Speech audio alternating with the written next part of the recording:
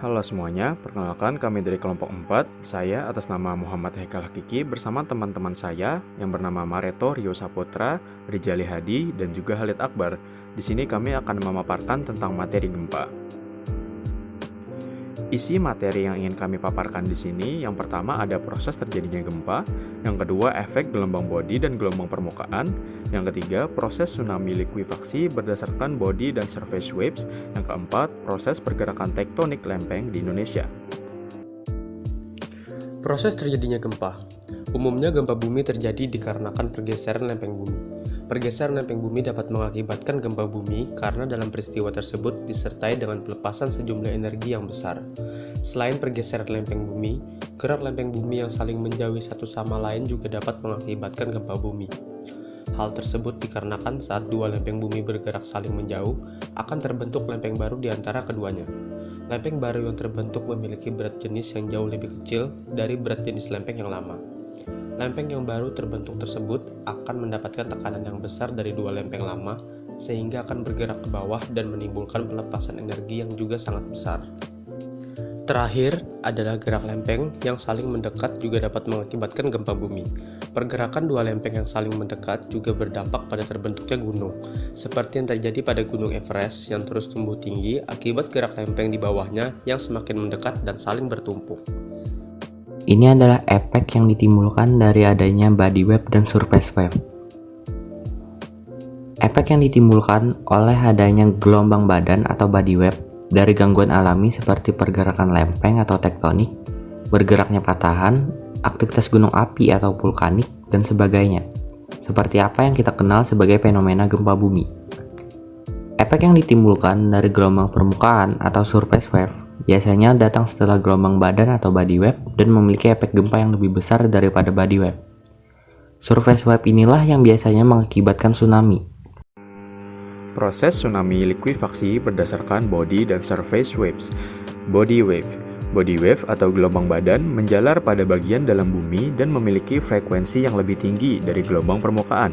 Body wave ini ada dua macam, yaitu gelombang P dan juga gelombang S. Gelombang P atau gelombang primer adalah gelombang seismik yang paling cepat menjalar. Gelombang P merupakan gelombang longitudinal yang gerakan partikelnya sejajar dengan arah rambatannya. Gelombang P bisa menjalar melalui batuan yang solid dan cairan. Maka dari itu, gelombang P bisa mencapai ke inti bumi. Gelombang ini menarik dan mendorong batuan. Gelombang bodi yang kedua adalah gelombang S atau gelombang sekunder. Gelombang ini merupakan gelombang transversal yang gerakan partikelnya tegak lurus terhadap arah penjalarannya, sehingga gerakannya ini seperti gerakan naik turun. Gelombang S tidak bisa mencapai inti bumi karena tidak bisa menembus media cair pada lapisan outer core. Surface waves. Surface wave atau gelombang permukaan merambat pada lapisan kerak bumi saja, sehingga memiliki frekuensi yang lebih rendah dibandingkan dengan gelombang bodi. Gelombang ini bisa diamati melalui seismograf. Gelombang permukaan sampai setelah gelombang bodi dan bertanggung jawab sebagai penyebab kerusakan akibat gempa bumi. Kerusakan yang ditimbulkan akan lebih sedikit jika gempa bumi terjadi lebih dalam.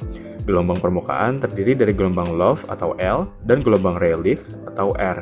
Gelombang L gerakan partikelnya sama dengan gelombang S dari satu sisi ke sisi yang lain. Gelombang R, lintasan gerak partikelnya merupakan suatu elips. Bidang elips ini vertikal dan berimpit dengan arah penjalarannya. Gerakan partikelnya ke belakang atau bawah maju, atas mundur. Proses pergerakan tektonik lempeng di Indonesia.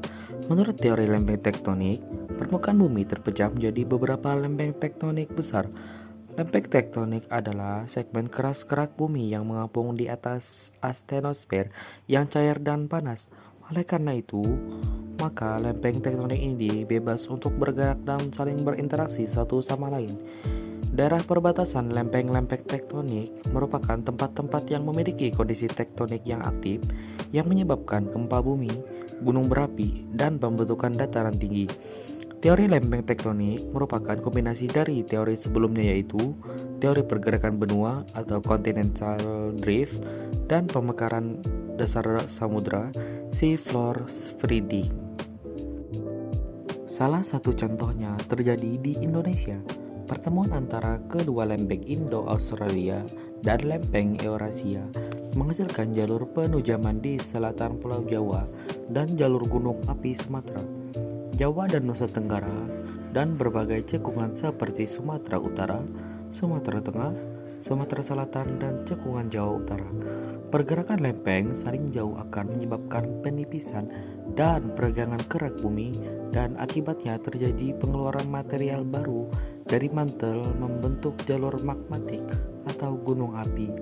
Contoh, pembentukan gunung api di pematang tengah samudra, di Laut Pasifik, dan benua Afrika.